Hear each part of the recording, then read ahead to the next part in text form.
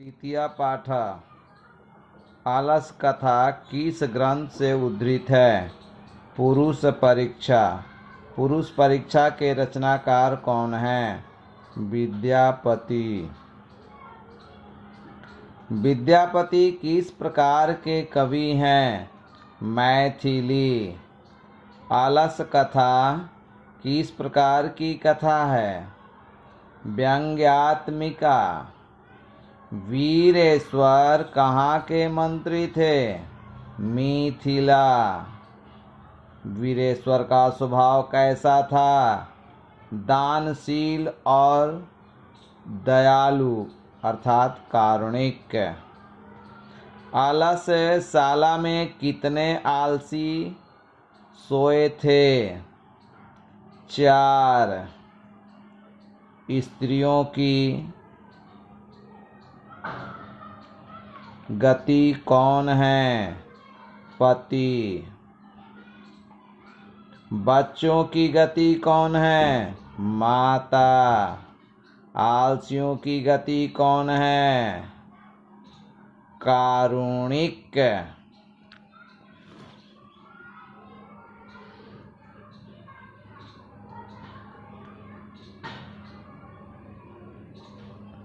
आग को देखकर कौन भाग गए? धूर्त आलसी। आलस कथा में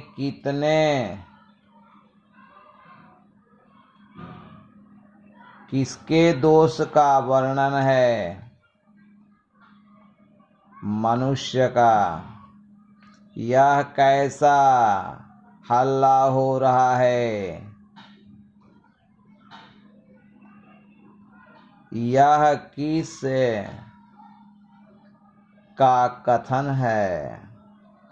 पहला आलसी का। लगता है कि इस घर में आग लग गई है।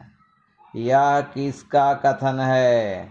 दूसरे आलसी का। कोई वैसा धार्मिक नहीं है जो हम लोगों को गीले कपड़ों से ढक दे। यह किसका कथन है? तीसरा आलसी का। ऐ वाचाल, क्यों हल्ला करते हो? चुप क्यों नहीं रहते हो? यह किसका कथन है? चौथा आलसी का। लघु उत्तरीय प्रश्नोत्तर। आलस कथा से क्या शिक्षा मिलती है? आलस कथा से यह शिक्षा मिलती है कि आलस्य नहीं करना चाहिए। यह पाठ मानव के गुणों के महत्व को एवं दोषों के निराकरण की शिक्षा देता है।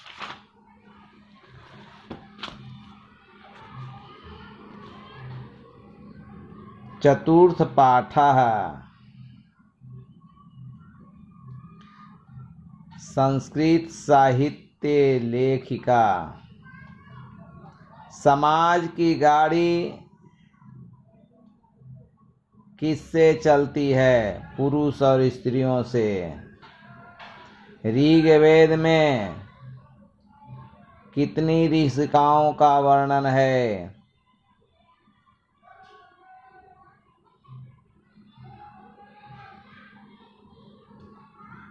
24। अथर्ववेद में कितनी ऋषिकाओं का वर्णन मिलता है? 5। याज्ञवल्क्य की पत्नी का क्या नाम है? मैत्रेयी। गार्गी किसकी सभा में बैठती थी? जनक।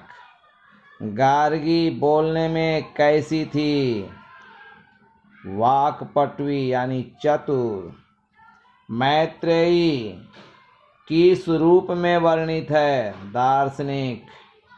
लौकिक संस्कृत साहित्य में कितनी कवयित्रियों का वर्णन मिलता है? 40।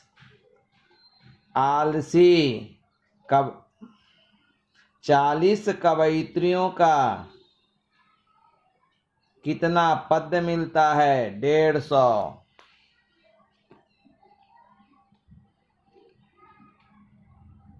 प्रथम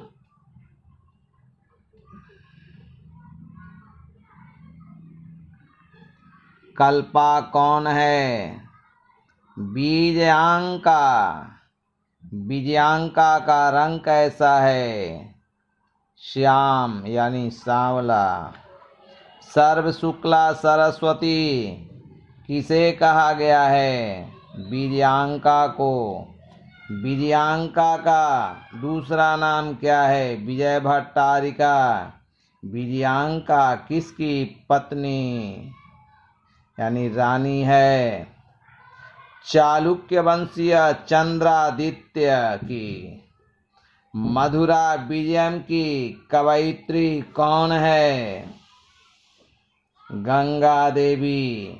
गंगा देवी किसकी रानी है? कंपन राय। कंपन राय या गंगा देवी का समय काल क्या है? 1400 ईस्वी। कंपन राय कहाँ के नरेश यानी राजा थे? विजयनगर राज्य के। वरदाम्बिका परिणय काव्य की कवयित्री कौन है? तिरुमलांबा।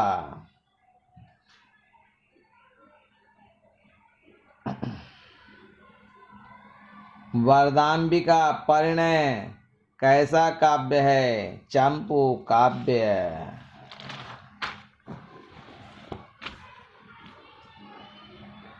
आधुनिक काल की प्रसिद्ध लेखिका कौन है? पंडिता क्षमा राव। पंडिता क्षमा राव का समय काल क्या है?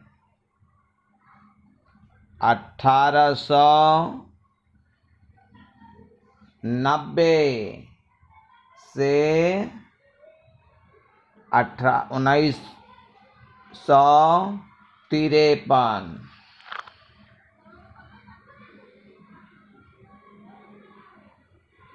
शंकर चरितम की रचयिता कौन है?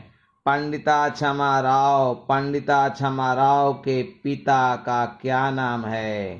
शंकर पांडुरंग पंडित। मिथिलेश कुमारी मिश्र किस काल की लेखिका है? वर्तमान काल। लघुत्तरीय प्रश्न उत्तर। संस्कृत साहित्य में महिलाओं का क्या योगदान था?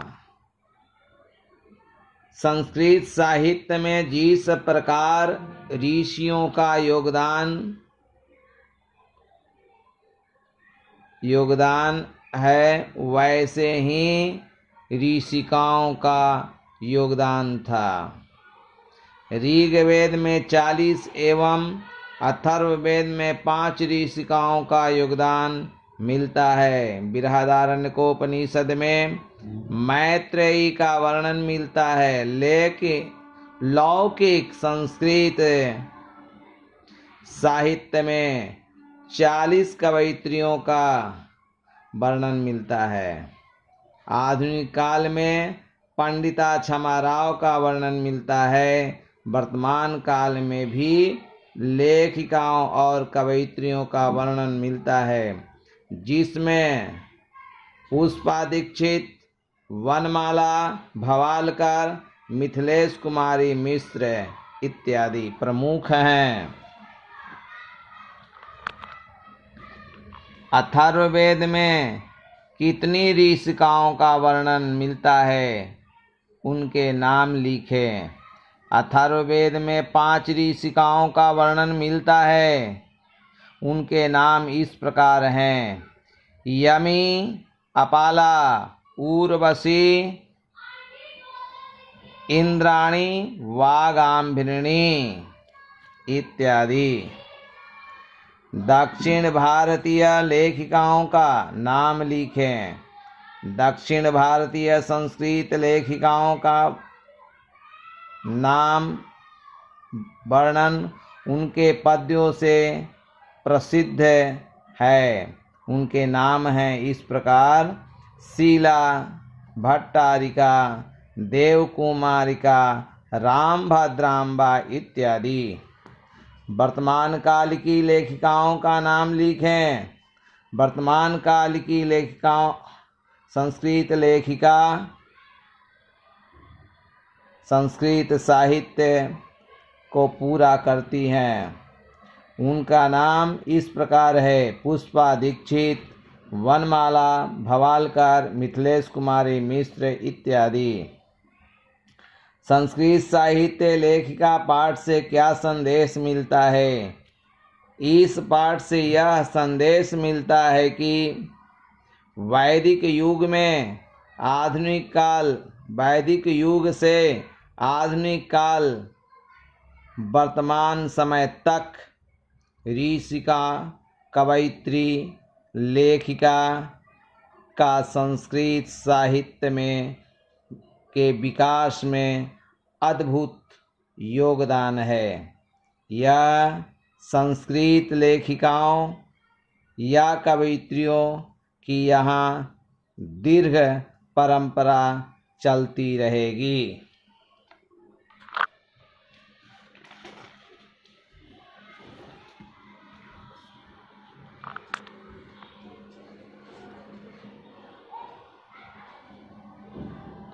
पंचमा पाठ भारत महिमा।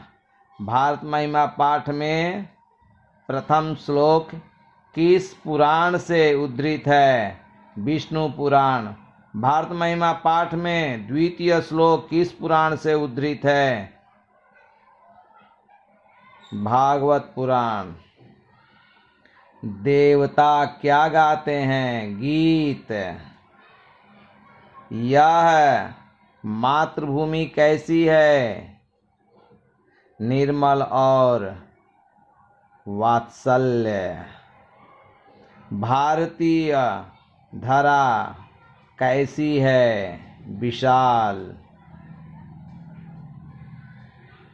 हम सभी के द्वारा हमेशा कौन पूजनीय है? भारत। संसार का गौरव कौन है? भारत। सभी लोगों की देश के प्रति क्या होना चाहिए? देशभक्ति। विभिन्न धर्म जाति के लोग क्या वहन करते हुए रहते हैं? एकत्व भावना का। सभी लोगों की देशभक्ति कैसी है? दूसरे के लिए आदर्श रूप एवं अनुकरणीय या आकर्षक। लघुत्तरीय प्रश्नोत्तर। भारत महिमा पाठ से क्या संदेश मिलता है? भारत महिमा पाठ से यह संदेश मिलता है कि हमारी भारतीयों को अपने देश के प्रति मन, वचन, धन और जीवन से निष्ठावान होना चाहिए। देशभक्ति हमारे एकत्व रक्त के रूप में रक्त के कण कण में प्रवाहित होना चाहिए। भारत महिमा पाठ के आधार पर भारत की महिमा को लिखें। प्राचीन काल में भारत की महिमा ऐसी रही है कि देवता गण भी यहीं जन्म लेने के लिए लालायित रहते थे। इसका प्राकृतिक सौंदर्य अद्भुत है। यहाँ सागर, जंगल, पहाड़, झरना और एवं अनेक नदियां हैं। यहाँ विभिन्न धर्म जाति के लोग एकत्व भाव का पालन करते हुए रहते हैं। यहाँ के लोग के रक्त कणों में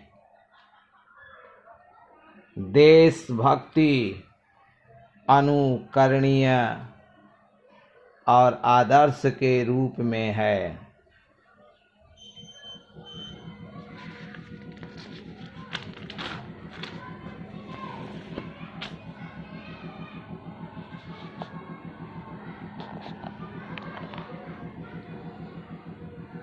भारतीय संस्कार, भारतीय वस्तुनिष्ठ प्रश्नोत्तर। भारतीय संस्कार कितने हैं? 16। भारतीय संस्कार कितने प्रकार के हैं? 5। जन्म पूर्व संस्कार कितने हैं? 3। शैशव संस्कार कितने हैं? 6। शैक्षणिक संस्कार कितने हैं? 5। केशांत संस्कार का दूसरा नाम क्या है? गोदान। भारतीय जीवन दर्शन का महत्वपूर्ण उपादान क्या है? संस्कार। गुरु के आश्रम में पढ़ने वाले छात्र क्या कहलाते हैं? ब्रह्मचारी। गृहस्थ संस्कार का दूसरा नाम क्या है? विवाह संस्कार। मरने के बाद कौन संस्कार है? अंत्येष्टि संस्कार। गुरु के आश्रम में किस नियम का पालन किया गया है? शिक्षा नियम। सप्तपदी किस संस्कार में है? विवाह संस्कार। सीमंतोन्नयन किस संस्कार में है? जन्म पूर्व संस्कार। अन्नप्राशन किस संस्कार में है? शैशव संस्कार। कन्यादान किस संस्कार में है? विवाह संस्कार। पाणी ग्रहण किस संस्कार में है? विवाह संस्कार। चूड़ा कर्म किस संस्कार में है? शैशव संस्कार। केशांत संस्कार किस संस्कार में है? शिक्षा या शैक्षणिक संस्कार। उपनयन किस संस्कार में है? शिक्षा या शैक्षणिक संस्कार। समावर्तन किस संस्कार में है? शिक्षा या शैक्षणिक संस्कार।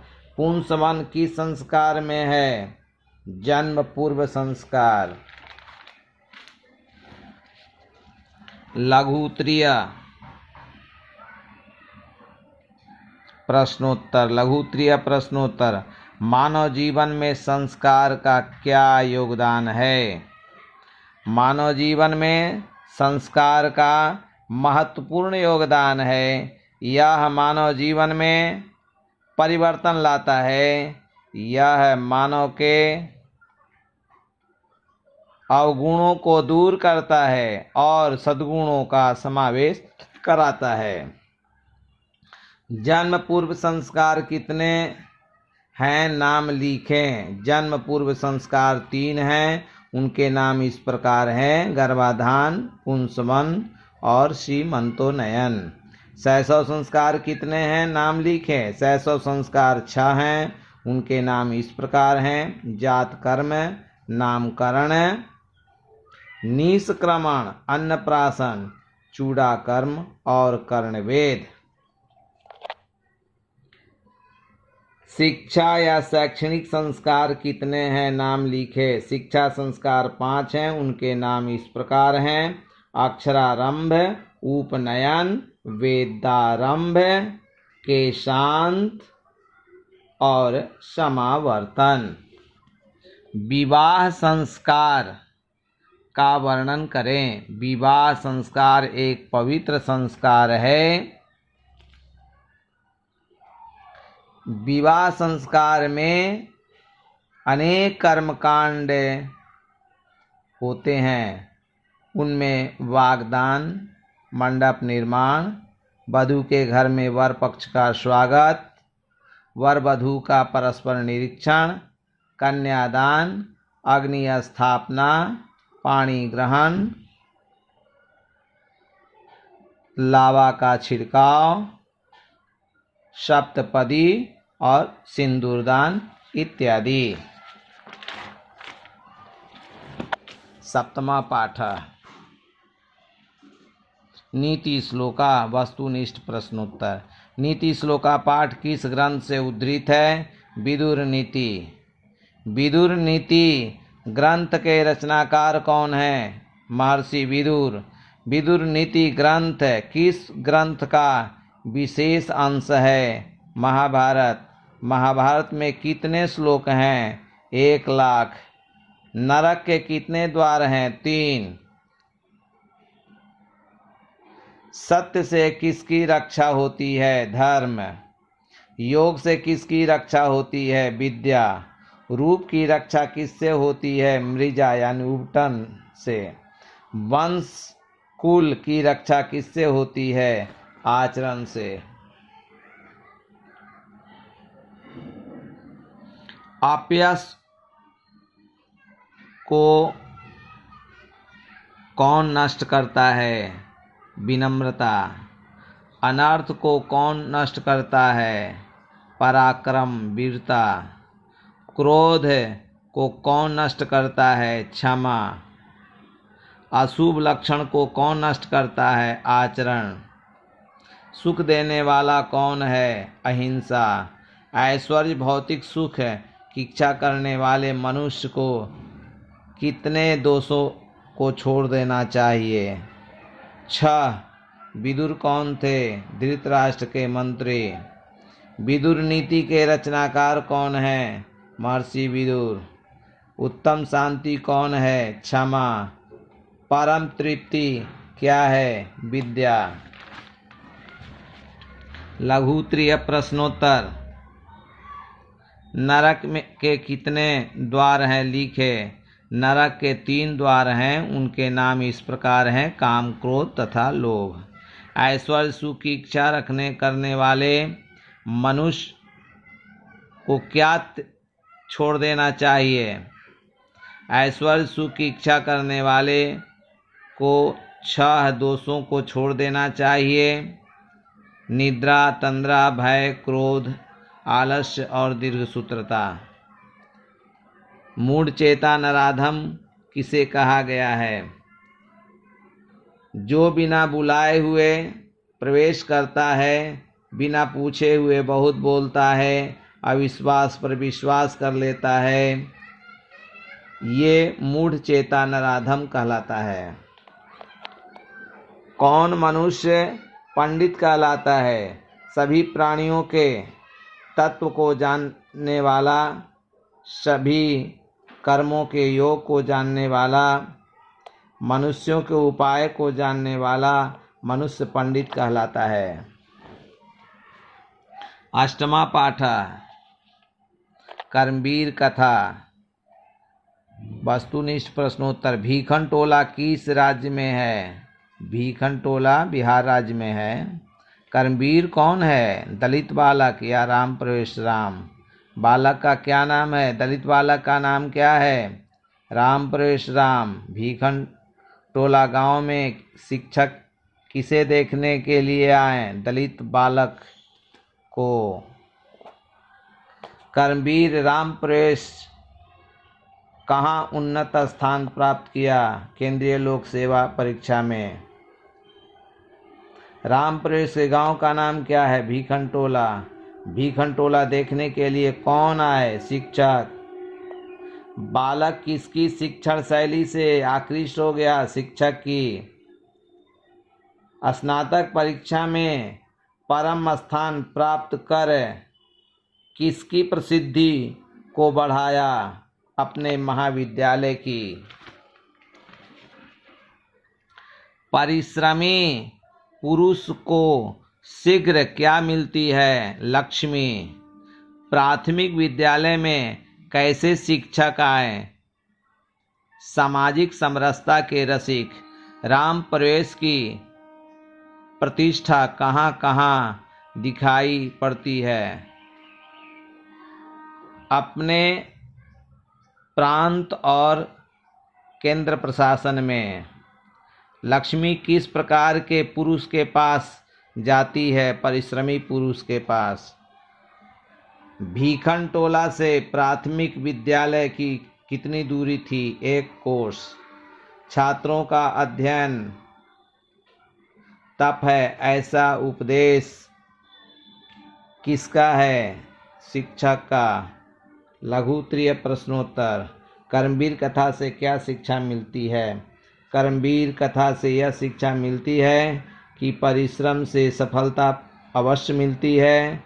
विद्याध्ययन एक तपस्या है, इसे अपनाकर व्यक्ति उच्च पद को प्राप्त कर समाज और देश में प्रसिद्धि प्राप्त कर सकता है। भीखन टोला की आर्थिक और सामाजिक स्थिति का वर्णन करें। भीखन टोला गांव के लोग निर्धन, मजदूर और किसान हैं। वहाँ अधिकांश लोग झोपड़ियों में निवास करते हैं, अतः भीखन टोला की आर्थिक और सामाजिक स्थिति दयनीय थी। समाप्त हो गया। पाठ स्वामी दयानंद वस्तुनिष्ठ प्रश्नोत्तर। लघु स्वामी दयानंद का जन्म कहाँ हुआ था? टंकारा नामक गांव में। टंकारा नामक गांव कहाँ है? गुजरात प्रदेश में। स्वामी दयानंद के बचपन का क्या नाम है? मूलशंकर। स्वामी दयानंद की आरंभिक शिक्षा कहाँ हुई? गांव में। स्वामी दयानंद का जन्म कब हुआ था? 1824 ईस्वी में। स्वामी दयानंद की शिक्षा किस विषय से हुई? संस्कृत। स्वामी दयानंद का जन्म किस कुल में हुआ? ब्राह्मण। स्वामी दयानंद का जन्म किस परिवार में हुआ? कर्मकांडी। स्वामी दयानंद के गुरु का नाम क्या है? बिरजानंद। बिरजानंद कहाँ के निवासी थे? मथुरा। बिरजानंद किस शास्त्र के विद्वान थे? वेद। बिरजानंद कैसे थे? नेत्रहीन।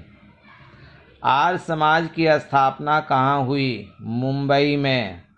आर्य समाज की स्थापना कब हुई? 1875 ईस्वी। DAV का पूरा नाम क्या है? दयानंद एंग्लो वैदिक। दयानंद ने किस समाज की स्थापना की? आर्य समाज।